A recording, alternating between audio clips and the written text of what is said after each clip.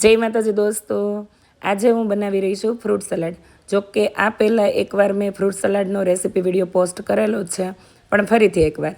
તો ઘરે આવી ગયા છે અચાનક ગેસ્ટ અને વિચાર્યું કે શું બનાવવું. તો ફ્રીજમાં ઘણું બધું ફ્રૂટ પડ્યું હતું, એપલ, બનાના, ચીકુ. તો વિચારી લીધું કે ચાલો ફ્રૂટ સલાડ જ બનાવી નાખીએ. તો 6 બોટલ ગોલ્ડ દૂધ મેં લઈ લીધું છે, એટલે કે 3 લીટર. અને આ બધું દૂધ વાસણમાં નાખી અને હવે એને ખાંડ નાખીને આપણે ઉકાળી લેવાનું છે. તો 2 બોટલ વચ્ચે એક મેં મોટો ચમચો હશે એવી રીતે ખાંડ નાખી છે. પણ મારી બેન રશ્મિ કહે, દીદી તમે લોકો બહુ સ્વીટ નથી ખાતા, તો મને તો સ્વીટ જ ભાવે ફ્રૂટ સલાડ. તો થોડીક વધારે ખાંડ નાખીને તો એનું માન રાખીને 1 ચમચો વધારે નાખી છે. તો જોકે ફ્રૂટની અંદર નેચરલ સુગર હોય જ, પણ તોય અમારે રશ્મિબેન એટલું ગળ્યું ભાવે. જોકે એનું બોડી જોઈને તમને ખબર પડી જ ગઈ છે કે એને સ્વીટ વધારે જ ભાવતું હશે, કારણ કે ખાંડ જ બોડીને વધારે પડતી નુકસાન કરે. પણ છતાંય આપણે ગુજરાતી શાકમાં પણ ખાંડ નાખવી જ પડે અમુક શાકમાં.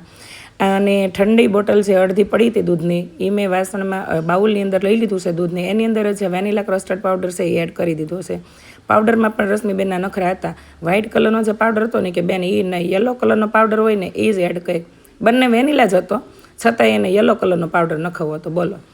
તો ઠંડા દૂધની અંદર મેં 5 થી 6 ચમચી જેટલો વેનીલા કસ્ટર્ડ પાવડર મેં એડ કરી દીધો છે અને એને બરાબર મિક્સ કરી લીધો છે. પણ પાવડરવાળું આ દૂધ અત્યારે નાખવાનું નથી. ખાંડ બધી પીગળી જાય, દૂધ સરસ મજાનું ઉકળી જાય, પછી આપણે એની અંદર એડ કરવાનું છે. બરાબર. આ બાજુ મારી મોટી બેન કે લાઈ હું તને ફ્રૂટ કટ કરી દઉં. તો એ મારી મોટી બેન એપલ, બનાનાને એવું બધું કટ કરવા બેઠી છે. અને રશ્મિબેન હજી પણ જીજાજી સાથે ફાંકા ફોજદારી કરે છે, એટલે કે ફરવાના પ્લાનિંગ કરે છે. જીજુ શિમલા જવું છે. હજી બેન આજના દિવસે જ જયપુરથી આવ્યા છે. પાછું ફરવાનું પ્લાનિંગ. બોલો. આ બાજુ જીજાજી એવા કેટલીક વાર છે. એલા ભાઈ વાર તો લાગે ને, ફ્રૂટ સલાડ બનાવવાનું છે. જીજુને ડાયાબિટીસ જ. મને કહે છે મોળું ફ્રૂટ સલાડ ન બને. મેં નહીં હો, મોળું ફ્રૂટ સલાડ ન હોય. અને ખાંડ ન નાખીએ તો ફ્રૂટની અંદર તો નેચરલ સુગર હોય જ, ડાયાબિટીસવાળાને નડે જ. કારણ કે ચીકુ, કેળા આની અંદર નેચરલ સુગર બહુ જ હોય. હવે દૂધ સરસ મજાનું ઉકળી ગયું છે. એની અંદર આપણે જે મિક્સ કરેલો પાવડર હતો એ ઠંડા દૂધમાં, એ ઠંડુ દૂધ આપણે એડ કરવાનું છે. દૂધ ઉકાળતી વખતે ફૂલ ફ્લેમ રાખવાની છે ગેસની. અને જ્યારે આપણે પાવડર એડ કરીએ, પાવડરવાળું દૂધ અંદર એડ કરીએ, ત્યારે ગેસની ફ્લેમ છે એ ઓફ કરી દેવાની છે, એકદમ સ્લો કરી દેવાની છે. કારણ કે નીચે તળિયે પાવડર ચોંટવા દેવાનું નથી, એટલે સતત હલાવતું રહેવાનું છે. આ પાવડરવાળું ઠંડુ દૂધ એડ કરી અને એકદમ સ્લો ફ્લેમ ઉપર 5 થી 7 મિનિટ સુધી હલાવતું રહેવાનું છે.